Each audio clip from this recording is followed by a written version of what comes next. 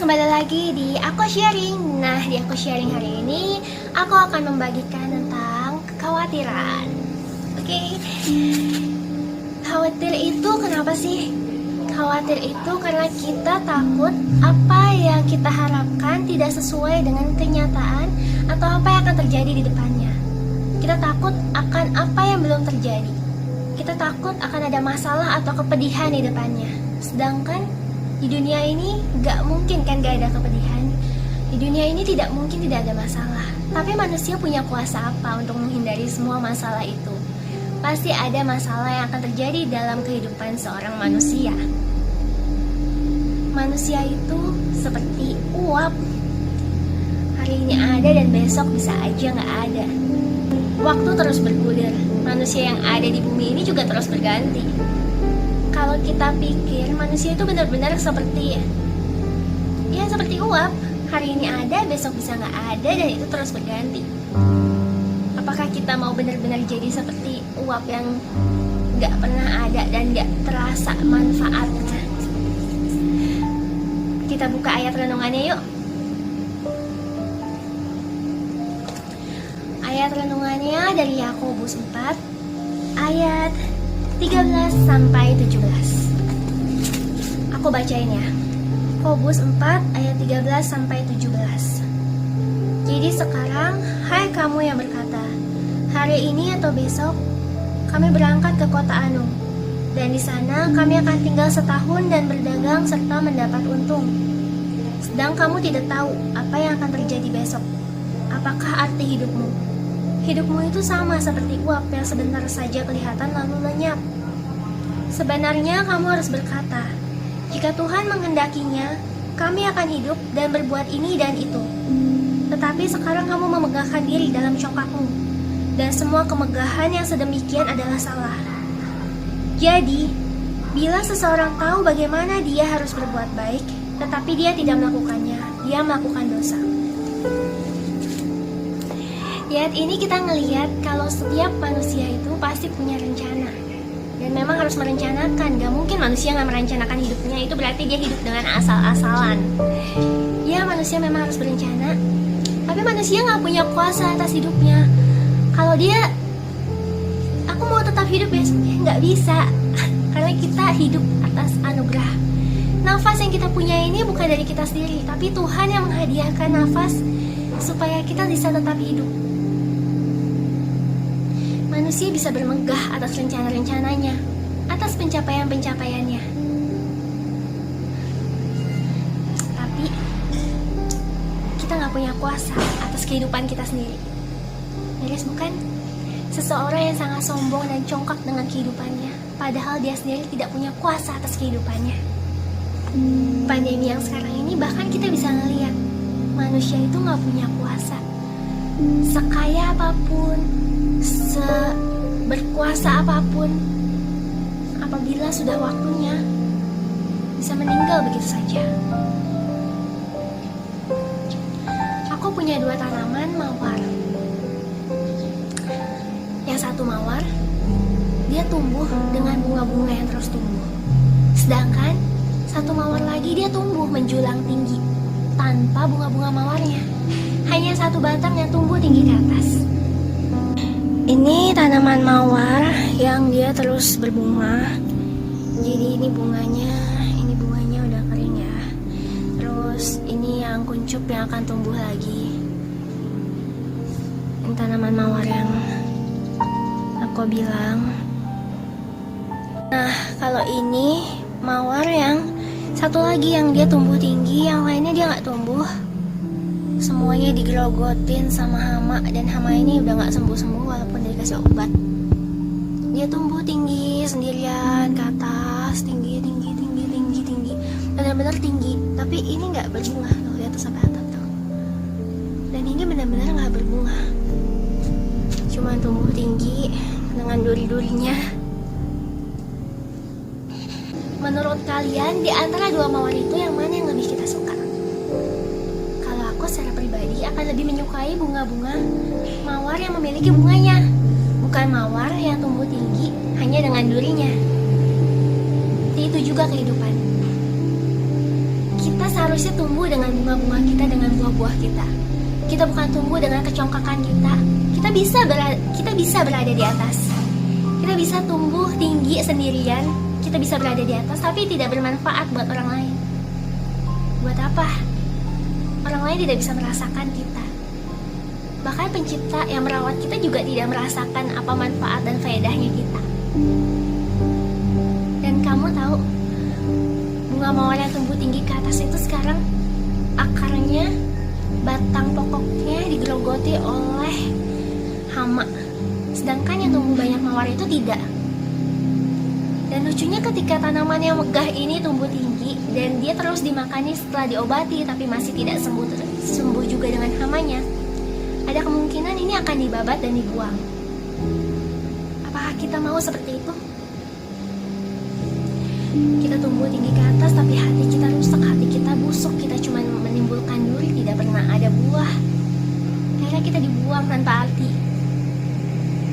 Apa arti dari tumbuh tinggi dengan kemegahannya, dengan kehebatannya?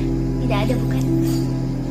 Seperti itulah, kalau kita bisa berbuat baik, kalau seseorang bisa berbuat baik tapi dia tidak mau melakukannya, itu adalah dosa, karena telah menyanyiakan apa yang menjadi anugerah yang Tuhan beri. Setiap kita khawatir karena memiliki pergumulannya sendiri, kita memiliki masalah kita sendiri. Karena itu kita khawatir apa yang di depan mata tidak sesuai dengan apa yang kita rencanakan. Kita tahu semua itu bisa menjadi hambatan, bisa menjadi halangan. Tapi mari kita buka deh, ada satu ayat yang menguatkan nih. Di Matius 11 ayat 29 sampai 31.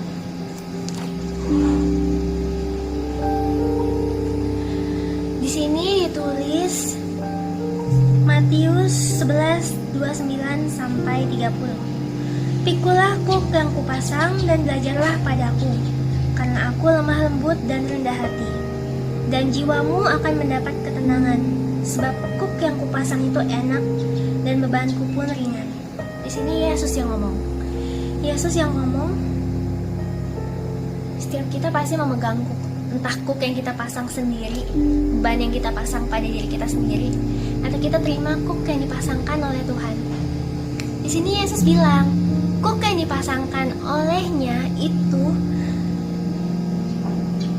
kuknya ringan dan enak. Kuknya ringan dan enak. Dia tahu kita bisa ngelewatin. Karena Bapa di surga ketika menciptakan kita, dia menenun kita di rahim ibu kita. Dia tahu kelebihan kita, dia tahu kekurangan kita. Dia tahu kelebihan kita, dia tahu kekurangan kita. Karena itu dia tahu kuk yang dipasangkan itu adalah kuk yang sesuai. Manusia yang hidup tanpa kuk, tanpa masalah sama sekali, yang gak harus ngapa-ngapain. Percaya deh, manusia yang benar-benar gak harus gak ngapa-ngapain, itu kehidupannya sangat membosankan dan tidak berarti. Karena itu bersyukurlah yang masih punya masalah. Dan masalah itu bukan dicari sendiri ya, tapi emang masalah yang emang harus dihadapi. Dia bilang, gimana cara ngelewatinnya? Matius 11 ayat 28. Marilah kepadaku semua yang letih lesu dan berbeban berat, aku akan memberi kelegaan kepadamu. Kenapa kuk yang dipasangkan itu ringan? Karena Allah Bapa sendiri yang membentuk kita di rahim ibu kita. Dia menentukan apa kelebihan kita, apa yang menjadi kekurangan kita. Dia tahu apakah kuk itu, apakah masalah itu bisa dilewati. Mungkin sesuatu yang saat ini kita lihat itu mustahil, tapi ternyata itu mungkin karena dia percaya, dia tahu kekuatan kita. Kita mulai aja sih dengan langkah. Kuk yang dipasangkan setiap orang itu berbeda-beda, dan kita harus percaya dengan apa yang kita kerjakan, apa yang kita dipercayakan. Bunda Teresa mampu memberi begitu banyak orang makan. Dia sendiri gak punya apa-apa, tapi dia mampu memberi begitu banyak orang makan. Thomas Alva Edison mampu menciptakan bohlam lampu yang akhirnya sekarang bisa membantu kita untuk kehidupan kita. Kita bisa belajar di malam hari, kita makan gak dalam kegelapan. Coba posisinya Cooknya dibalik. Kalau misalnya Bunda Teresa mau dengan angkunya, aku mau menjadi penemu. Mungkin dia nggak akan bermanfaat seperti ini sekarang. Atau Thomas Alva Edison yang emang diciptakan sebagai penemu. Aku ingin menjadi misionaris. Aku ingin. Ya mungkin mereka bisa berusaha, tapi hasilnya nggak maksimal karena itu bukan Cook yang dipasang, dan takutnya malah nggak bisa berbuah karena jalurnya bukan di sana. Susah banget sih kita sebagai manusia ngikutin aja apa jalur kita lakuin di depan mata kita. Di depan mata udah ada, biasanya udah ada tips and triknya, di depan mata udah ada gitu, depan mata udah ada, kita kerjain dan itu akan bawa kita ke panggilan kita. Kita nggak pernah tahu, benar-benar kita lakuin aja apa yang ada di depan mata, itu akan bawa kita ke panggilan kita. Cooknya itu lebih mudah karena bukan kita yang nentuin sendiri cooknya, tapi Tuhan yang masangin cooknya. Itu akan jadi enak karena itu akan sesuai sama bakat kita. Kita akan bahagia ngelakuin apa yang harusnya emang dikeluarkan talenta kita. Jadi yang bisa kita lakuin sekarang, kita nggak usah khawatir, kita lakuin aja apa yang ada di depan kita. Kalau emang kita dulunya keadaannya baik, itu ya berterima kasih karena kita pernah merasakan hal yang baik. Kalau kita punya pegawai yang banyak, kita hidup enak, ya terima kasih karena kita pernah dipercayakan untuk punya pegawai. Kita bisa menolong begitu banyak orang.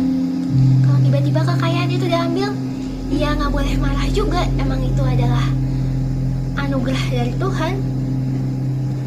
Yang penting anugerah terbaik itu kamu masih diberi kesehatan. Karena dengan kesehatan kita masih bisa berusaha, kita masih bisa bekerja untuk mendapatkan kehidupan yang lebih baik. Kita masih bisa berusaha, kita masih dengan kesehatan ini kita masih bisa bekerja, kita masih bisa melakukan kehendak Tuhan, kita masih bisa melakukan apa yang baik. So guys, kita nggak usah khawatir, kita percaya aja, kita lakuin aja yang terbaik. Semoga sharing hari ini berguna buat kalian. God bless you all. Thank you, bye-bye.